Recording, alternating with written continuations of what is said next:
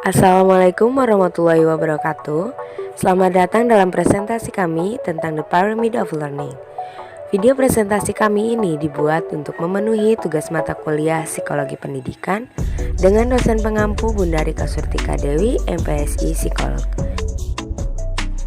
Adapun beberapa anggota kami, yang pertama Nindi Hairunisa, kedua Intan Azara Widiano, ketiga Yeyen Layinatul Musyaropah, keempat Dea Permatasari, kelima Nur Laila Sophia, dan keenam Nur Hoiriyah Ulfa.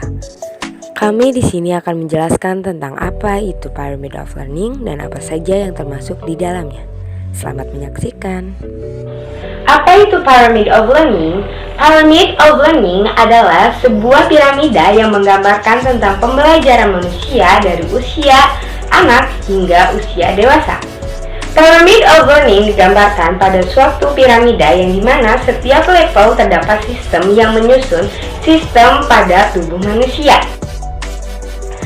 Sedangkan menurut William dan Schellenberger di tahun 1996 menyatakan bahwa Pyramid of Learning adalah suatu pembelajaran pada manusia yang bersifat instrumental atau bertahap dan pembelajaran integrasi dari aktivitas sensoris anak.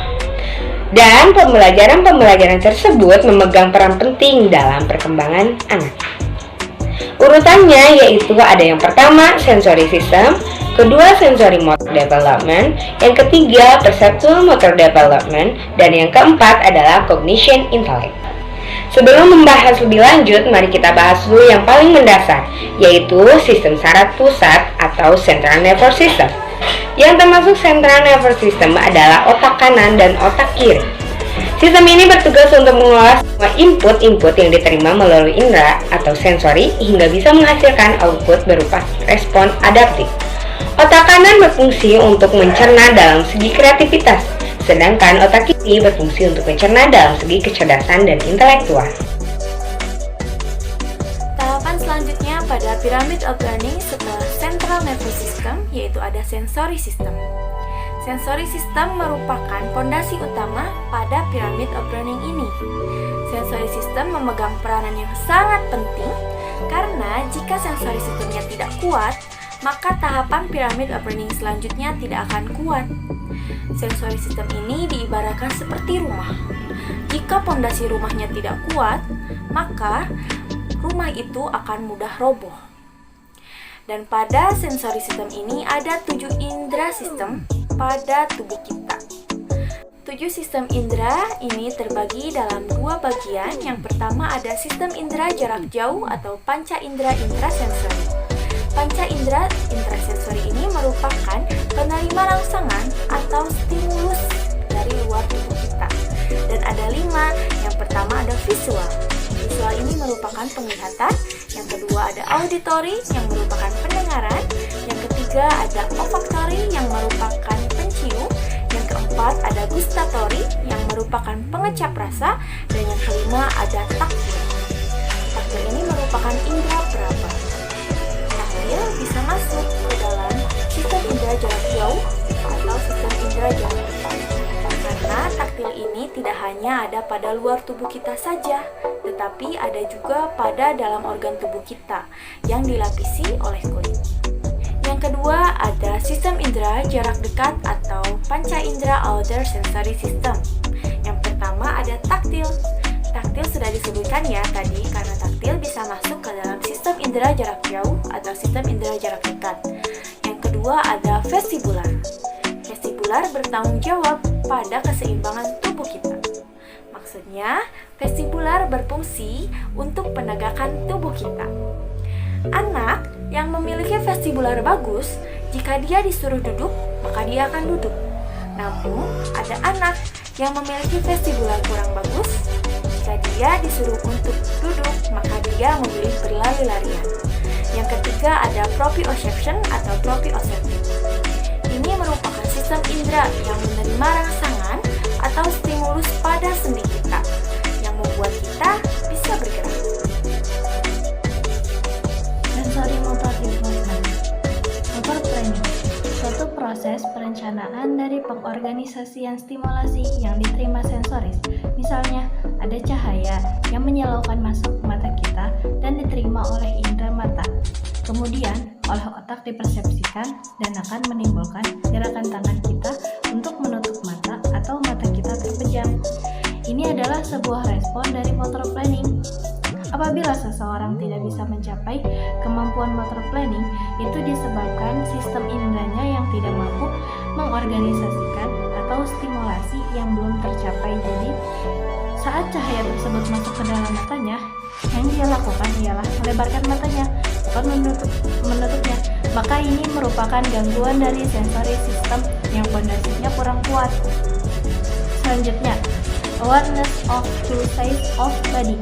Suatu kemampuan untuk mengenali bagian tubuh sebelah kanan dan kiri, bagian atas dan bawah, bagian depan dan belakang, dua arah yang berlawanan dari tubuh kita. Kemampuan ini bisa dikuasai oleh anak usia 2 tahun.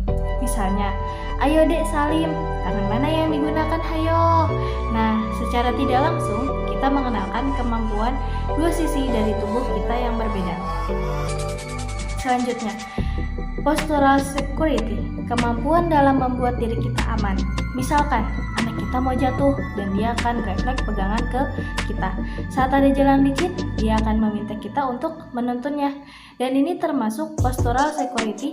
Jadi, kemampuan mengenali bahwa ini suatu bahaya untuk dirinya agar ia bisa berhati-hati.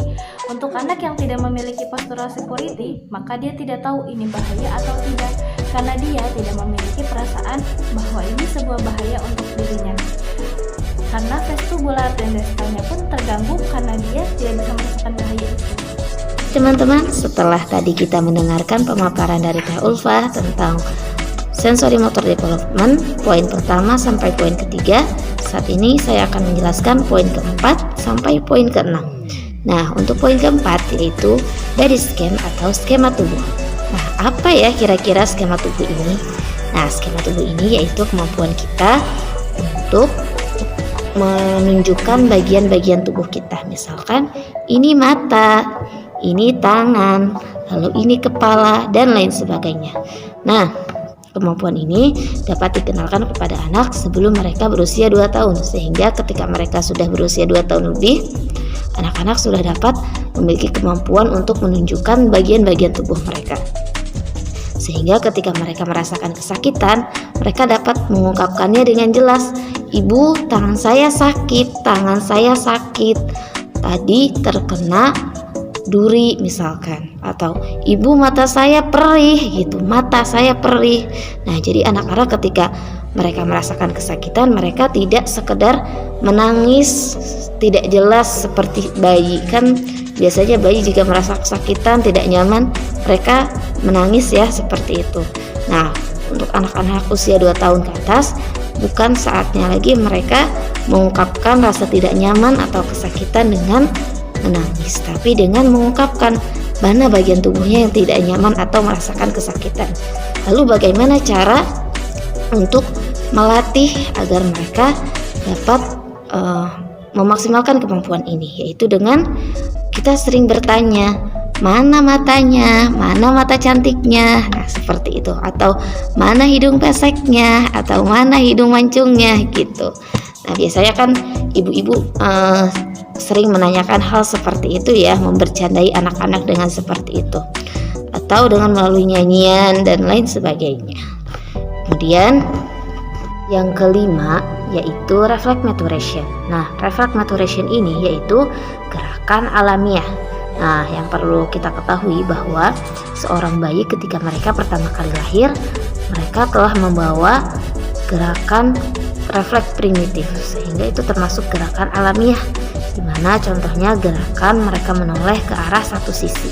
Nah, itu yang terjadi kepada bayi, sehingga ketika berkembangnya mereka sampai usia 2 tahun dan selanjutnya, proses perkembangan ini sudah matang.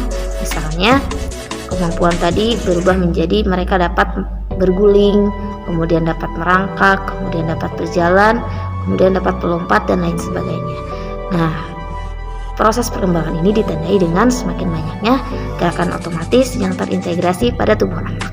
Kemudian yang keenam yaitu ability to screen input. Nah, apa itu ability to screen input? Nah, teman-teman perlu kita ketahui bahwa setiap manusia memiliki kemampuan untuk menyaring atau memilih input sensori yang harus kita respon, sehingga tidak terlalu banyak rangsangan akan masuk kepada tubuh kita. Misalkan ketika kita sedang menonton TV atau seorang anak sedang menonton TV, lalu kita sebagai orang tua memanggilnya, kemudian anak itu menengok, iya bu atau iya pak, ada apa gitu. Nah, itu tandanya seorang anak sudah dapat memiliki kemampuan untuk memilih atau menyaring mana input sensori yang harus dia respon terlebih dahulu.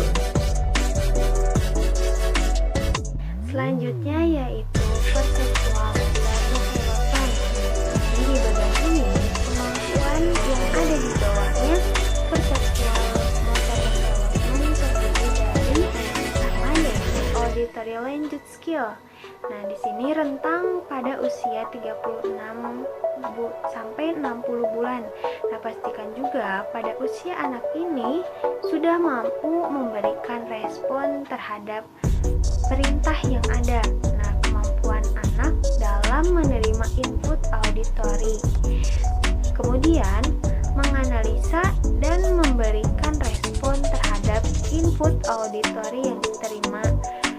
Nah, respon tersebut bisa ditunjukkan berupa visual. Selanjutnya yaitu visual spatial perception. Nah, di sini untuk mempersiapkan objek 2 dimensi ataupun 3 dimensi dalam berbagai posisi dan gerakan. Nah, saat tidak mampu mempersepsikan benda 2 dimensi maupun 3 dimensi, berarti si anak mengalami gangguan di area persepsi. Nah, contohnya seperti benda merupakan benda hidup, bisa juga benda mati. Kemudian anak tersebut bisa mempersepsikan jadi tidak bentuk secara spesifik, misalkan seperti yang dia lihat sehari-hari, contohnya mobil, sepeda, pesawat, dan lain-lain. Selanjutnya yaitu attention center function. Nah, ini merupakan perhatian terhadap satu bidang tertentu. Nah, misalkan anak usia 3 ataupun 4 tahun, dia menunjukkan kegemarannya. Nah, contohnya seperti dia suka membantu menanam tanaman. Jadi dia memusatkan kepada satu bidang tertentu. Selanjutnya ada eye hand coordination, yaitu kemampuan perorganisasian mata dan tangan, aktivitas motorik halus maupun kasar. Misalkan anak tersebut sudah bisa memegang pensil dengan benar, memegang sendok dengan benar.